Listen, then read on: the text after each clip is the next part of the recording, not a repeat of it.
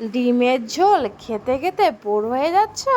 তো বন্ধুরা চলো তোমাদের সাথে আমি আজকে একটা রেসিপি শেয়ার করছি, ডিমের পনির। যদিও বা কখনো আমি এটা খাইনি আর করিও নি। তো চলো, তো প্রথমে আমি বেটে নিচ্ছি রসুন, তারপরে বেটে নিচ্ছি লঙ্কা। আর হ্যাঁ, তোমরা কিন্তু শিলনোড়াতে কিন্তু বাটা রেখে চেষ্টা করবে, কারণ শিলনোড়াতে যে আমরা মশলাটা করি ওই মশলা দিয়ে কিন্তু তরকারি কিন্তু খুব আর কি টেস্টি হয়। তারপরে আমি বেটে নিলাম জিরে, আর এখানে দেখো একটুখানি তেল দিয়ে বাটিগুলোতে মিশিয়ে নিচ্ছি। তার কারণ এখনই তোমাদেরকে বলে দিচ্ছি, এই যে ডিম দেব একটা বাটিতে, দুটো করে আমি আর কি ডিম দেব। ডিম দিয়ে এই বাটিগুলোতে আমি আর কি বসিয়ে দেবো একটু সেদ্ধ হবার আর কি জন্য। তো তোমরা এটা কিভাবে করো আমি জানি না, কিন্তু আমি ডিম পনির এইভাবে আর কি বানাই। তো দেখো 15 থেকে 10 মিনিট মতো আমি আর কি ঢেকে রাখবো। তারপরে এই যে দেখো ফাইনালি আমার কিন্তু পনির কিন্তু তৈরি হয়ে গেছে। তো এখন এগুলাকে আমি কুচি কুচি করে আর কি কেটে নিলাম। তারপরে পরিমাণ মতো কড়াইয়ের মধ্যে তেলও দিয়ে দিলাম। তারপরে পনিরগুলো আমি আর কি ভেজে নেব। আর পনির ভাজতে গেলে তো কী কী লাগে তোমাকে অবশ্যই এটা কি জানো, এটা নিশ্চয়ই আর কি বলতে হবে না। তো লবণ হলুদ দিয়ে আমি আর কি ভেজে নিলাম। তারপরে পনিরগুলো ভাজা ভাজা একটু যখন হয়ে গেল আমি আর কি নামিয়ে নিলাম। এরপরে আমি আলু আর কি ভাজা করব, কারণ আলুও তো আগে ভাজা করতে হবে।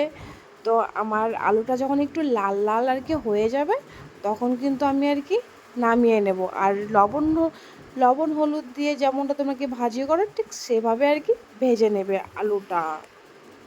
তারপরে আমি ফোড়নে দিলাম জিরে আর লঙ্কা, দেখো তারপরে দিলাম পেঁয়াজ।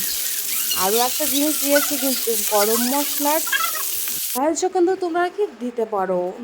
তারপর আমি মশলাগুলো আর কি দিয়ে আর কি ভাজিয়ে নিচ্ছি। আর এখানে কি কি মশলা আছে তোমাদেরকে আমি বলছি, লঙ্কা আছে, আদা আছে, রসুন আছে। তো মাংসতে যেসব লঙ্কা যেসব আর কি কী বলে মশলা লাগে তো সব কিছুই কিন্তু এখানে আছে। তারপরে আমি আলুগুলো দিয়ে দিয়ে একটুখানি আর কি কষিয়ে নিলাম। আর এরপরে দেব আমি পনির। দেখো এরপরে পনিরগুলো দিয়ে আমি কিছুক্ষণ আর কি কষাবো। কষানোর পর আমি আর কি জল আর কি ঢেলে দিয়েছি কিন্তু। আর যে দেখো কত সুন্দর এসছে না ডিম পনিরটা, ওয়াও দারুণ হয়েছে কিন্তু। তো তোমরা আর কি বলবে আমার ডিম পনিরটা কেমন হয়েছে। তো ফাইনালি আমার ডিম পনির কমপ্লিট। এত তাড়াতাড়ি কিন্তু রান্নাটা কিন্তু হয়নি বন্ধুরা, 3 মিনিট হয়তো দেখছো অনেকক্ষণ কিন্তু লেগেছে রান্নাটা করতে। তো দেখো এবার আমি তোমাদেরকে বলবো যে রান্নাটা কেমন হয়েছে। ওয়াও, আমার নিজের রান্না আমি নিজে চিনতে পারছি না এটাকে আমি রান্না করেছি, খুব ভালো হয়েছে।